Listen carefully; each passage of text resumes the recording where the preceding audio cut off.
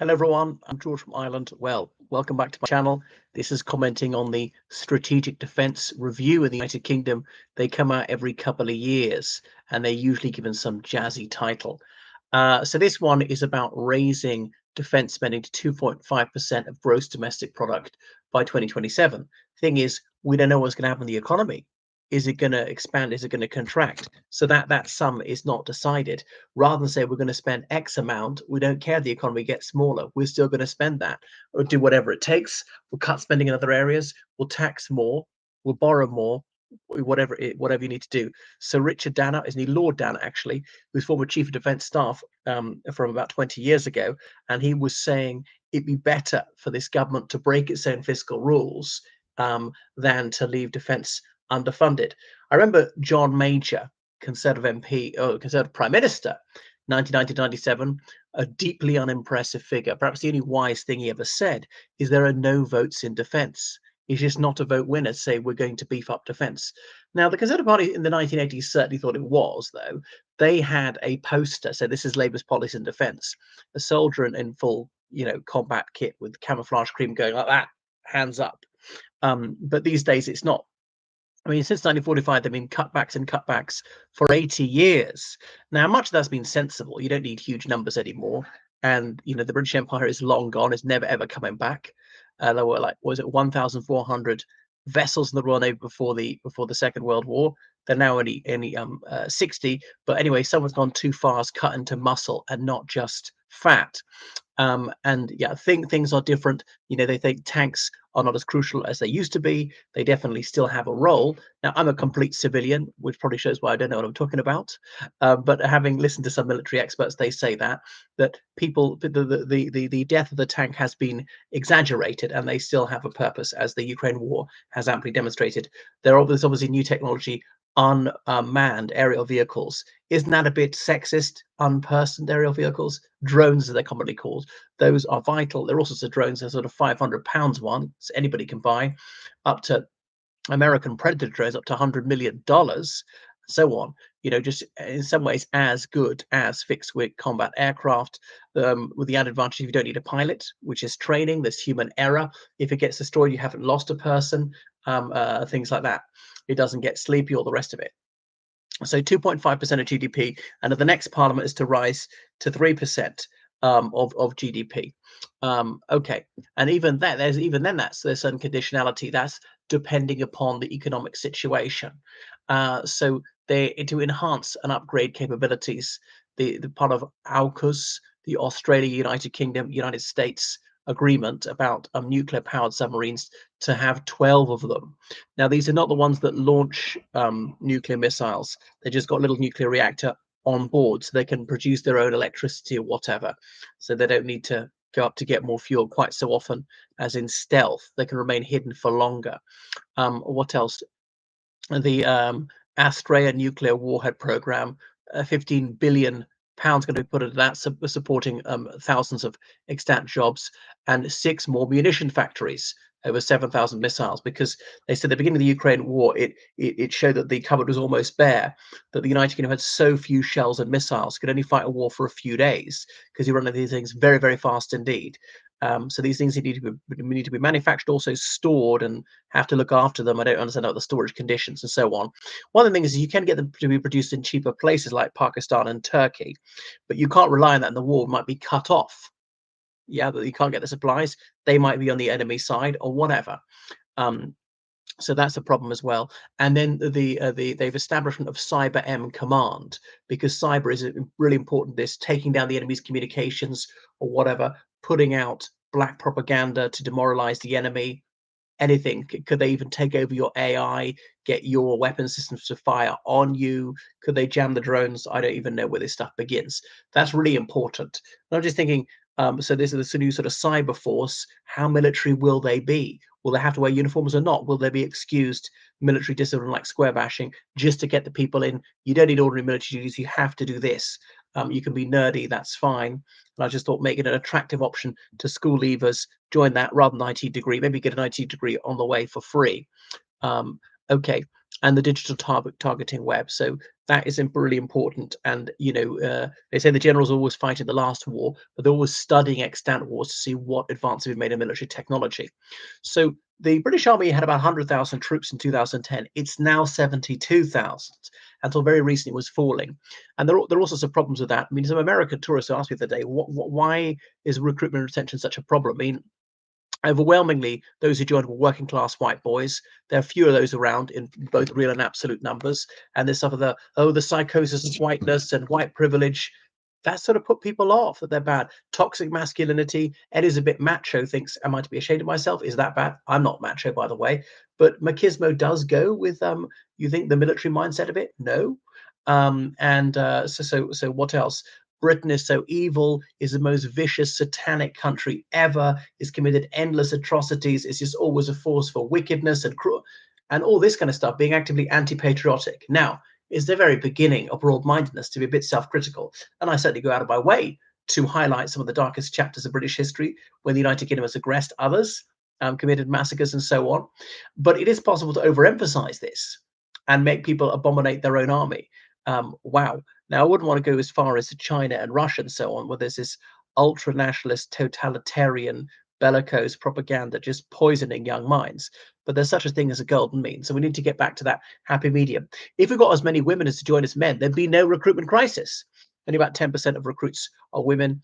And then the thing is, signing up for 5 years is quite daunting. Remember, this is the gig economy. People change jobs much more frequently than they used to. The job for life kind of thing is gone. The idea of joining in your mid-teens and stay to the day you retire age 66 or something. So the 5-year contract is a bit off-putting. One of the few good ideas they've had is a gap year thing. There used to be short service commission to be an officer. I don't know how they rushed them through officer training in a month or something, and did it for just 1 year. Posh boys did it as a gap year, but do that for the enlisted ranks. And if after 1 year, if you like it, stay on for a further 4. You don't like it, you may leave. Now, the downside of that is that people say we waste all our time training people. I knew a German army officer, and one of the reasons she agitated for the abolition of conscription is to say we waste our time training these people in a year just when they're starting to be a little bit useful. They go. Isn't that talking about bringing it back actually in Germany now? So the idea is to increase full-time military personnel in the army up to 76,000, but to make it 10 times more lethal, which I think is probably over ambitious. Okay, so NATO first, really emphasize going to be in NATO, and this will also boost economic growth. Now, I remember reading a critique as it says, okay, the purpose of defense procurement is like defense procurement, not to boost the economy. You buy whatever the best weapon system is, whatever the best bang for your buck between the number of these things and their capabilities and so on, and not say, oh, well, let's support the economy in an economically failing town, even if the asset you then manufacture is below par, not enough of them, not reaching the delivery date and stuff like that. No, just not have any other objectives, only one objective in mind, to get the best asset you can for that amount of money, or more of them. Sometimes more of medium quality is better than very few of excellent quality, and even that means buying from other countries. So that's another consideration. And expanding the number of warships in the Royal Navy. There are problems like that. Those 4 submarines which can launch nuclear missiles, as in one is coming back from patrol, another's going out on patrol, another's in refit, the fourth, in case something goes wrong, there's a continuous at-sea presence. But apparently they're in a poor state of repair. It's taking longer in refit. The sailors or submariners having to go out for longer, and that's just too much of a drain on them. People are not willing to sign up to that. People are just not toughened up for a life of resilience. I know that obviously there's some teenagers and people in their 20s who are obviously hard as nails. I'm not remotely tough, by the way. So you need to persuade obviously more ethnic minority people to join, and the British Army's had some success in that. So with the black community fairly successful, with the Asian communities not really. Very few British Indians, British Pakistanis, and so on, because also the United Kingdom was fighting in Iraq and Afghanistan. There was some misconception the British Army was somehow anti-Muslim. That needs to be corrected. The Sikh community has a very proud martial tradition, but again, not many of them joined the armed forces. So maybe more successful outreach. Obviously, gay people feel completely comfortable and welcome in His Majesty's armed forces these days. And then sometimes, what are you going to do? Can you prioritize the army, the navy, the air force if you just give a tiny bit to each? It's not really increasing capability. Now, sometimes I think the United Kingdom needs to get real and get with the program, and think that what defense is, that actually is protecting your own homeland and not projecting power into the Pacific. this is over ambitious, or having a naval base in the Persian Gulf. What's that about? There are no British possessions there. There haven't been for a very long time. So actually, to be patrolling the North Sea and the North Atlantic, and not really being that much of a blue water navy, not being about projecting power. I was speaking to a Royal Naval officer saying that the age of the aircraft carrier is over. This is the last generation of them, because we've got ultra long range aircraft, we've got refueling in the air, we have drones and so on. So these current aircraft carriers we decommission about 20 years, and probably that'll be it. And these things are expensive, of billions of pounds worth of planes, and require so many other vessels to escort them. Doesn't really have enough of that. The United Kingdom would not be able to liberate the Falklands again. So other things, recruitment and retention, getting more people to join. And it was a stupid system of farming out to a civilian company, which might have been all right if it was a good one, but people applied to join. And by the time they actually got invited to start training, a year had gone by. And these people in their late teens, early 20s often said, no, forget it. I wasn't hanging around for a year. I took another job then, enjoying it, succeeding it. No, I'm not leaving. If you treat me with that disrespect, forget it. So need to speak to a military person at a very early stage and be able to go for their medical and start their training in a few months at most. Rejecting people on stupid grounds. What my friend says, I was half Finnish, half British, and he'd done his military service in Finland, and then the RAF wouldn't take him because of that, in case Finland called him back. Well, if he was in the RAF, he just wouldn't let him leave. But anyway, he was able to join the British Army eventually, to raise the age at which he could join. You used to have to join the army at 26 or something, raise that. Physical fitness doesn't matter as much, because some of it is done by drones or whatever, the heavy lifting and the running around. It still matters somewhat. So increasing the retirement age are quite sensible for some people have to join at any age for the non-combat tasks, administrative tasks, operating a drone, like playing a computer game. Some of that is sensible. What I was going to say, I mean, air defense. Is there some Iron Dome system? Is that viable for the United Kingdom? And other countries have Patriots. I don't know what the UK's air defense is. So yeah, got to do more with not that many more people. What else could people leaving because the housing isn't good enough, something quite simple to fix, that the hot water isn't working, that there's rising damp, actually quite cheap to fix, or about mortgages were too difficult. So could the government not just act as a guarantor of the mortgage? The government's not going to go broke over a few houses if the mortgages aren't repaid. So that would retain people as well. All these investigations into people for what they allegedly did in the Troubles in Northern Ireland. Now, I know there were soldiers who committed crimes in Northern Ireland, even up to and including murder. But my approach would be to say, we draw a line under it. Nobody will be prosecuted for anything they did before the Good Friday Agreement. If they're a loyalist terrorist organization, a Republican one, the Crown Forces, whatever, if it's related to the Troubles in a way, never prosecuted, and that's it, and then it's over. Maybe we're going to investigate for the sake of bringing closure to whoever. Because people say, well, if I join now, I allegedly do something wrong. 50 years later, I might be prosecuted. And no, I'm not up for that. So there are a number of things that need to be done to improve the situation, to guarantee this money is there. I mean, at least the shell production has increased a lot, those 155 millimeter shells. Anything else that could be done? I mean, yeah, often they don't have that many sailors. They need 3 crews for certain ships. And there are too many admirals, paid over £100,000 each. 40 admirals, only 25 ships, other vessels which are too small to count as ships. Why do you need so many admirals? There are more admirals now than there were in 1939. It's insane. So all chiefs and no Indians. I'm not sure what else could be done to improve things like that. So yeah, better recruitment and retention.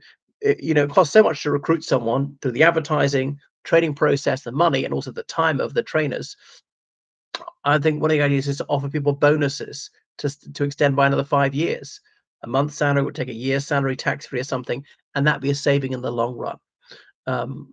Okay, and then after this war is over, there's talk is, could they recruit Ukrainians? The United Kingdom has invested a lot in training them and kit, and say, if Ukraine ends this war with an army 1 million strong, recruit 10,000 of them quite easily, get more of the Afghan special forces out to join the British Army, things like that.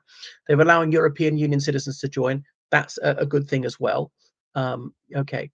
Allowing, military boarding school, more people to go to that at 16 with a view to join the Army, Navy and Air Force, and would be obliged to do so.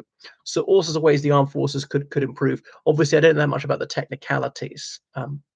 Right. Thank you so much for watching my channel. Make sure you subscribe on Patreon, donate PayPal, georgecannon79@gmail.com.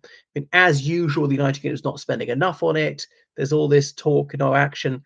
The Conservative government was appalling on this, didn't meet the 2%, despite what George Osborne said, lying, pretending something was defense spending when it wasn't. Finally increased because of the Ukraine war. The peace dividend is over. It was very short-sighted. Or are these more horses than tanks? Okay, have a show horse unit, 100 horses, not 500. Goodbye.